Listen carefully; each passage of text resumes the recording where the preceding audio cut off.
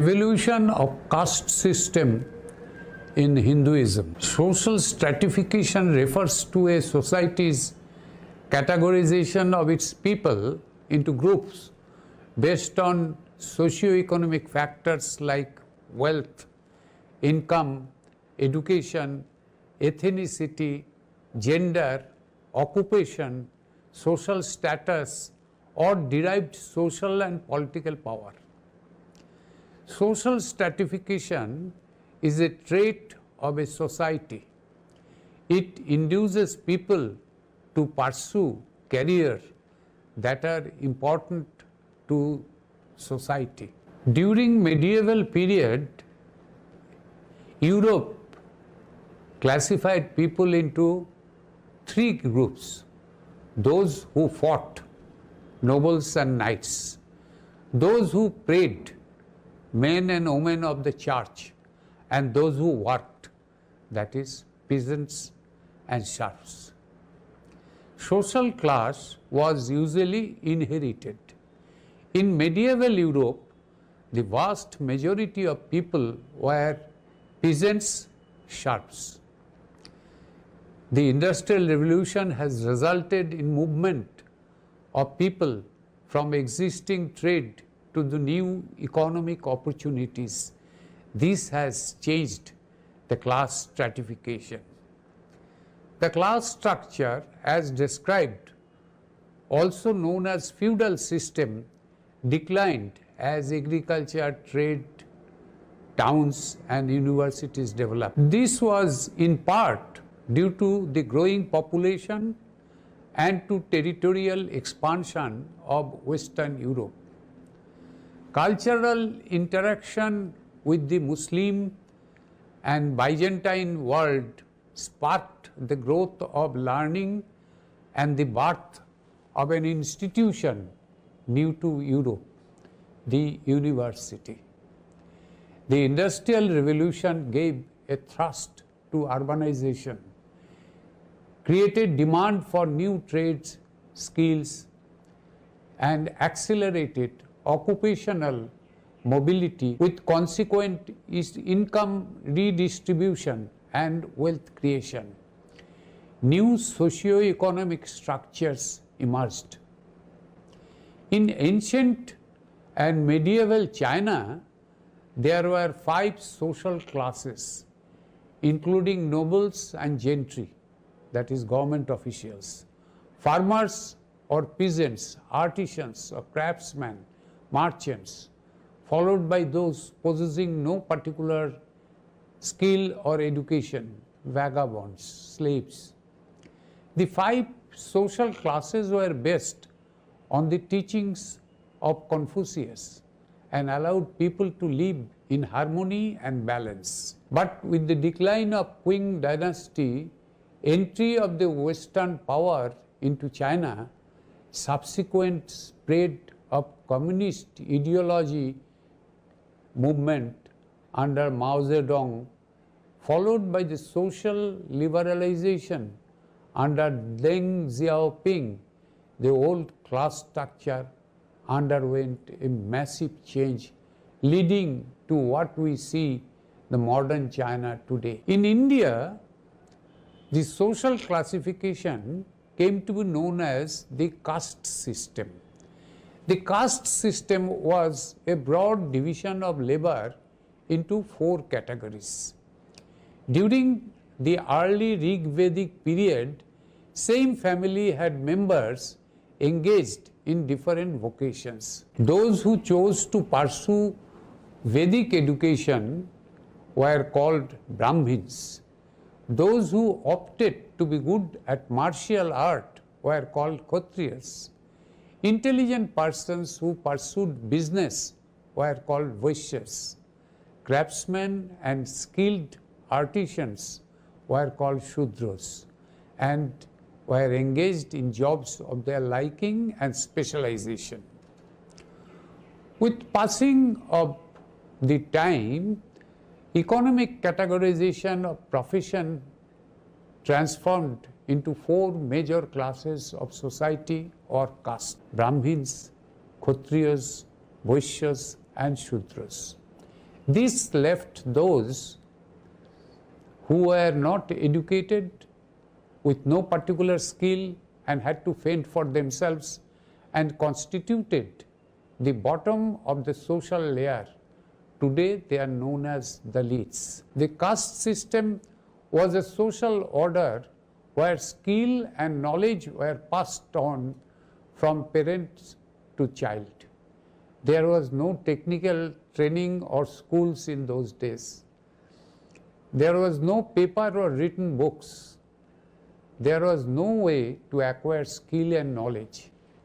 Training in skill and knowledge passed from generation to generation. Intercaste transfer amongst enterprising persons were, however, prevalent and normal among Hindus in ancient India. In course of time, however, compartmentalization of the caste system became more rigid with the connivance of the wily politicians who exploited the masses. The scripture of Gita is against caste system and very clearly said that caste is a job division according to professional qualities and is the division of labor established by people like us. Ishvara, that is religion, is not involved in this. Following two slokas of Gita are interesting. Brahmano Kshatriya Vishang Shudranang cha Parantapa Karmani Pravibhoktani Shabhava Prabha Vairgunoi. Designation of the Brahmins, the Kshatriyas and the Vaishyas as well as of the Shudras is to be divided according to manifestation of their professional qualities. Chaturvarnang maya srishtang guna karma vibhagasa tasya kartaramopi mang vidhatta kartaram vayam. This means the four orders of the society are dominant according to the predominant qualities and involvement in corresponding duties, and created through human like us. Immortal Lord is not involved. It is said, Ishvara ordained that anyone who will denounce casteism and will work for unifying the Hindus will get eternal heaven and will also help his forefathers to reach their heavenly abode. In Bono Parvo of Mahabharata, that is even during the days of Pandavas' banishment in the forest, the four Pandava brothers were made unconscious by Jaksha. The four brothers drank water without permission from Jaksha's water body. When Yudhishthira, the eldest brother of Pandava, arrived in search of his four lost brothers, Jaksha said he would give antidote to the four brothers if Yudhishthira gave correct answers to his 12 questions. Jaksha's 9th question to Yudhishthira was, Rajan kulena vrittena shraddhayana sutena va brahmanam kena bhavati prabhujye tat sunishchitam. This means, what makes one a Brahmin? Birth, character, study or wisdom? Yudhishthira replied, Sinujakha kulang tat na shraddhaya na cha shrutam karanang hi dijang te cha vrittameva na samshaya. This means neither birth, nor study, nor wisdom. It is character alone that makes one a Brahmin. This proves during Vedic period the concept of untouchability with respect to the Sudras or anyone else who was a Dalit, untouchable did not exist. Any condemnation of person was due to mainly his or her engaging in an activity not useful or acceptable to the society. It was, however, prevalent that any type of socially unacceptable or condemnable behavior could be mitigated through penance and by changing one's behavior. Before invasion by the foreign rulers, Hindu society remained flexible and allowed people the freedom of choice in their undertaking. For example, Satyakama was a Rudra by birth, but became the most respected Brahmin by learning the Vedas. During the Vedic period, anyone could become a priest. The question of reservation of position for the Brahmin did not arise. Veda sloka says, Povitratma Sangjatendriya Peshalang Madhu Jivhava Cha Tangurung Shraddhaya Srinu Upahara Cha Prayachyutu. marriage among people from vastly different backgrounds were allowed and also took place quite often. For example, in Mahabharata, we see Satyavati, daughter of a Shudra fisherman, and Shantanu, the Kshatriya king, marrying and society imposing no restrictions.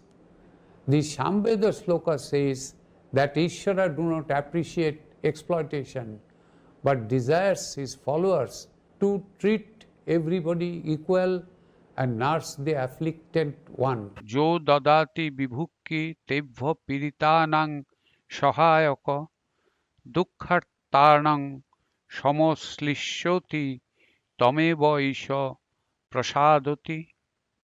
This means Ishvara is glad when you give joy to a human being, when you feed the hungry, when you help the afflicted and lessen the sorrow of the sorrowful and remedy to the wrong done to the injured. To prove that caste system was a political and economic exploitation and not a religious matter, a look at Bengal, India is revealing. In 1200 AD, there was a powerful king in Bengal, India. His name was King Ballal Sen. During his rule, Nath Brahmin, also known as Rudraja Brahmin, were considered to be highly respected Brahmin caste and were acting as royal priests. Pitambar Nath was the royal priest of King Ballal Sen. When the father of the king died, the king wanted his guru Pitambar Nath to take the Pindadan, that is, item given during the funeral of a person, as a royal gift.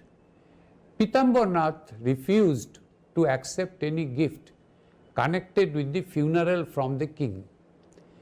The king took this refusal as an insult and out of his egoistic rage took away the sacred thread of Sri Pitambar Nath. Sacred thread was the sign of the Brahmin caste. He issued a royal decree that all persons henceforward known as Rudraja or Nath Brahmin, that is high caste, will be treated as Shudra, that is low caste.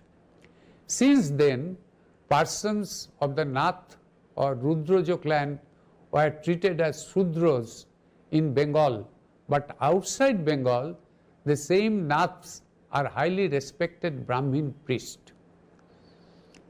This example shows that caste system is not a matter of Hindu religion, but a political exploitation of Hindu society by wily politicians. It is said in the Puranas, that is old scripture, that Nath Brahmin, Rudraja Brahmins are descendant of Lord Shiva, also known as Lord Rudra.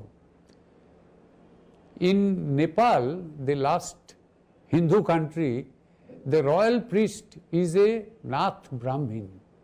In Kolkata, India, the first priest of the famous Kali temple was Sri Chaurangi Nath. Kolkata's main road was named in his memory and is known as Chaurangi Road. Few famous naths were Somnath, Gorakhnath, etc., in whose memory the great Somnath temple of Gujarat, Gorakhnath temple of Uttar Pradesh were built. These facts prove again that caste system has nothing to do with Hindu religion. After centuries of foreign rule, India became free in 1947. Eradication of caste system was one of the priorities of the government, and it has passed a slew of laws over time to break down this immoral classification. India has adopted reservation of jobs for Dalits and backward classes and quotas of seats in educational institute for those who have suffered for generations due to caste consideration. These steps are expected to give an impetus to occupational mobility, reduce socio-economic inequality, and help to demolish the caste barrier. Practice of caste system is punishable by law in India. Modern educated Hindus are not in favor of caste system and denounce it strongly. Nowadays, many educated Hindus prefer to write caste neutral names. For example, Ashok Kumar, etc. for males and Miss Meena Kumari for female, etc. Caste system in Hindu religion. In the beginning, there was no caste system in Hindu religion. Some economically well-off people wanted to exploit the society and were successful in introducing this caste system by use of their muscle and money power. Initially, the society's division was for economic and political upliftment of the people. This had nothing to do with religion. For example, in cinema, the roles of heroines and heroes are said to be open to talented people. But in practice, there is a lot of politics and big money is involved. The untouchables were those people who had to earn their living by doing whatever job they could find. For example, in ancient times, people used bushes and forest as toilet places. During the invasion of Islam, big generals and sultans forced people to carry their excreta to keep their own place clean and healthy. However, those engaged in such heinous job became untouchables in the society, as most people in the society believed that these people were carriers of germs. When Britishers came, they employed individuals for this job, and slowly it turned into a profession passed down through generation after generation. The following poetry was written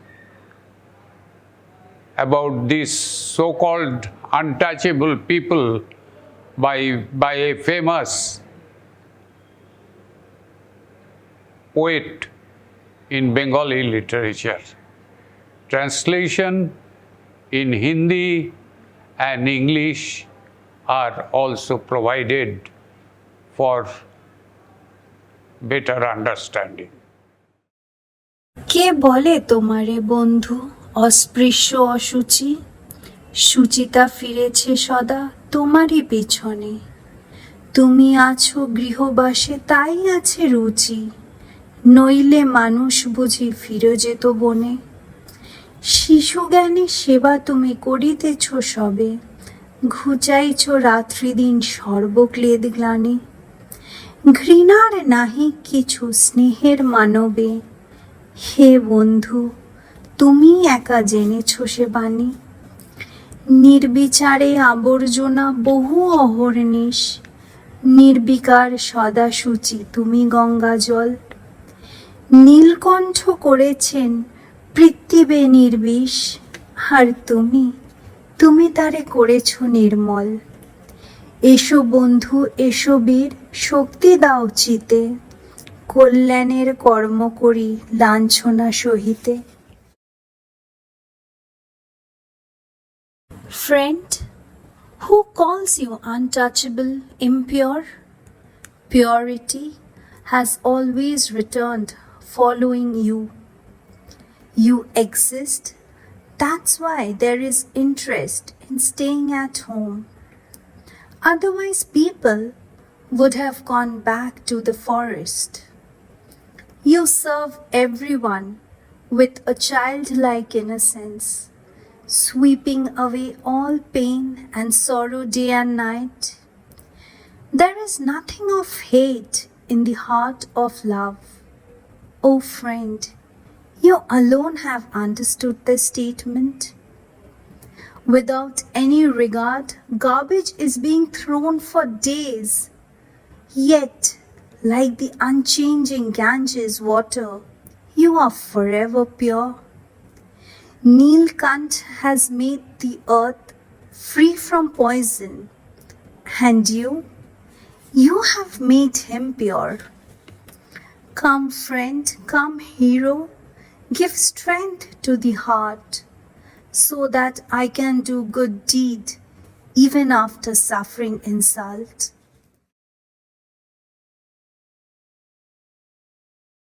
मित्र, तुम्हें अछूत अपवित्र कौन कहता है?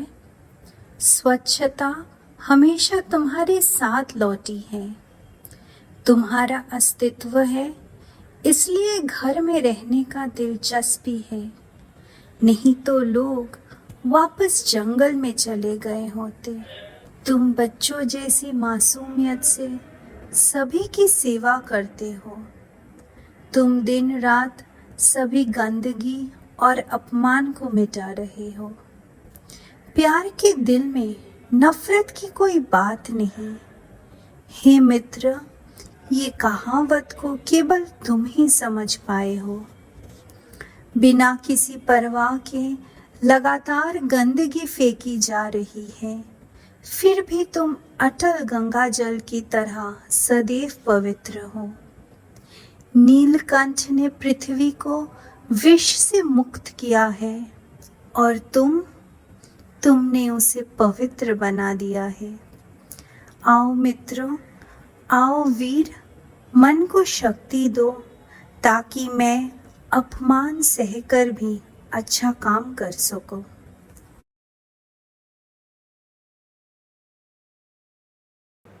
Later on, Gandhiji called these people Horijan, that is, the most beloved people of God.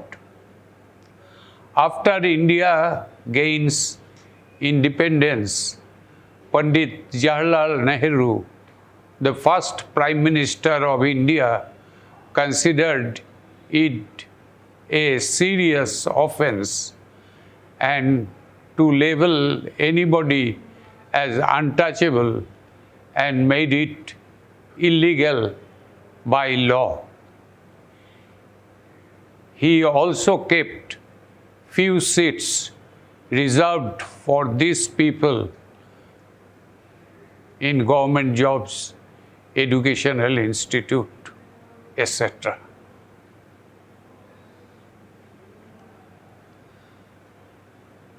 Another weakness of Shoti and Jauhar, that is self-immolation of women to avoid mutilation by foreigners. Even during Lord Krishna's time, horse-riding people from Western Arabia and Afghanistan used to come to India in search of wealth and women. To save their honor, many women chose self-immolation. However, this practice was restricted to a few individuals.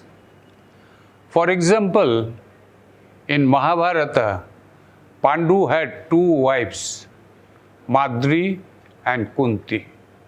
Upon Pandu's death, Madri decided to self-immolate along with Pandu's pyre, but Kunti chose not to do so. In Ramayana, when Ravana died, his wife Mandodari didn't practice self-immolation because she was sure that Ram will not touch her. It was a social evil generated out of fear of horse riding northwestern savage people called Javana. Jarasandha invited Kal Javana to defeat Krishna. However, Lord Krishna himself defeated Kal Javana in one-to-one fight.